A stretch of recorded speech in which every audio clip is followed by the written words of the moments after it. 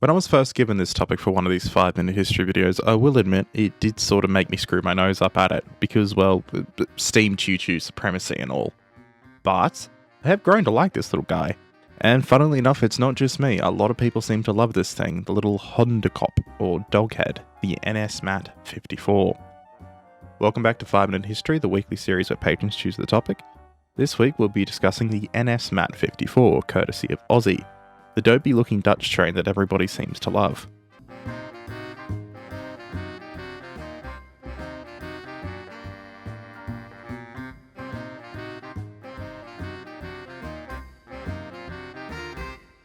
Now, the MAT'54, also known as the MAT'54, was an electric multiple unit train used by the Dutch state-owned railways, and I will attempt this poorly, the Nederlandse Spoorwegen, or NS, from 1956 till 1996.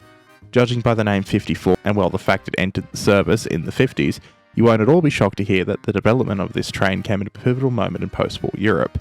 See, the Netherlands, like many of its neighbours, found critical infrastructure in tatters after the conflict. Shocking. And it had set about rebuilding this infrastructure and investing in modernised public transport systems.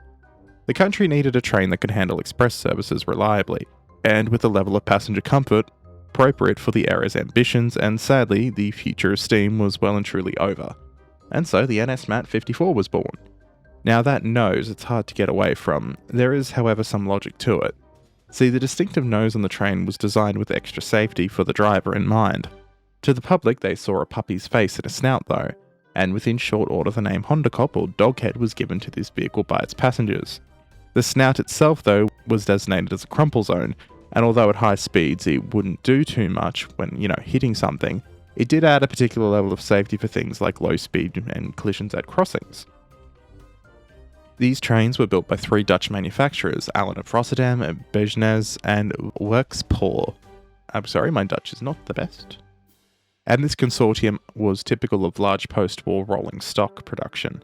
Orders were spread out and the industrial and economic benefits were reaped by spreading these contracts out across the Netherlands. The engineering sector therefore got a boost in jobs, and in general it helped get the country back on track. Pun intended. From 1954 till 1962, a total of 153 units would actually be built. In total, 73 models were built with 4 coaches for the busier lines and 68 with 2 coaches for less busy lines. A further 12 would be built for connections on the Benelux service, and these consisted of 2 coaches each. The 2-car variants were designated ELD2 and the 4-car versions ELD4. The MAT'54 was not designed for rapid acceleration though, and these trains were intended for express train services over longer distances, not stop-start things.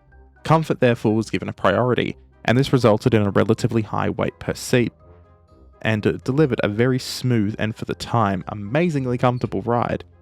It would take up to 3 minutes for the train to actually reach 120 km an hour from a standstill, and according to a couple sources that I have read, the train is still considered the heaviest passenger-type train to ever have operated on a European railway.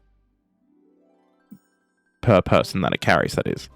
The maximum surface speed of the train was 140 km an hour, and the power output for the 2-car variant was 680 kilowatts or 910 horsepower, while the 4-car version produced 1,360 kilowatts or 1,820 horsepower.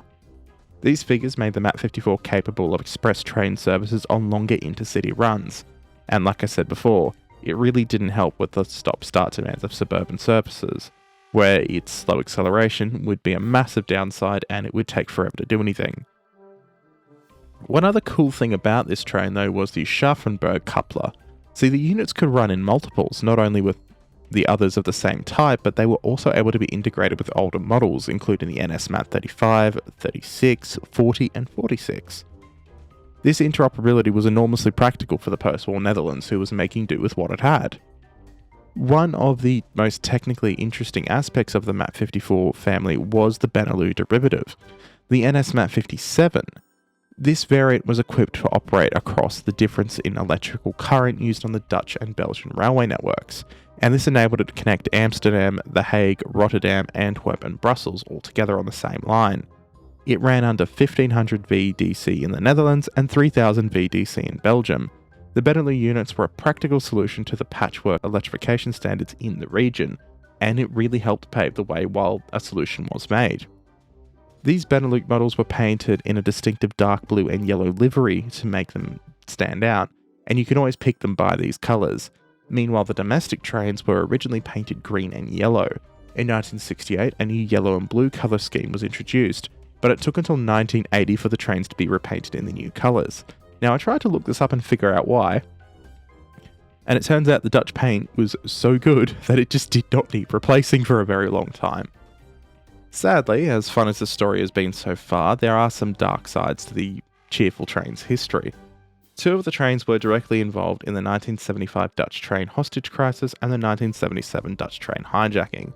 Both incidents were carried out by South Moluccan activists demanding independence, and both resulted in very prolonged standoffs.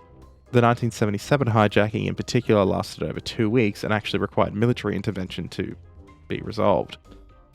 As with all machines though, they do reach the end of their lives. Time does march on. The Plan F, G and M variants were retired in 1993, while the Plan P and Q units continued in service until 1996. The cross-border Benelux variant had already been withdrawn in 1988. Now, due to their prevalence in rebuilding Dutch society though, they spawned an entire preservation foundation called the Stichting Hondenkop. This group was effectively a group of train enthusiasts who really liked the NS MAT'54, and they were established to maintain surviving examples, and at least one unit today is held by the Dutch Railway Museum. You've seen pictures of it throughout this video. I could sit here all day and talk about the MATs for a lot longer. They are really interesting vehicles, and every country across Europe has their own post-war workhorse that takes the people around and gets the country back on track. This just happens to be the Dutch one.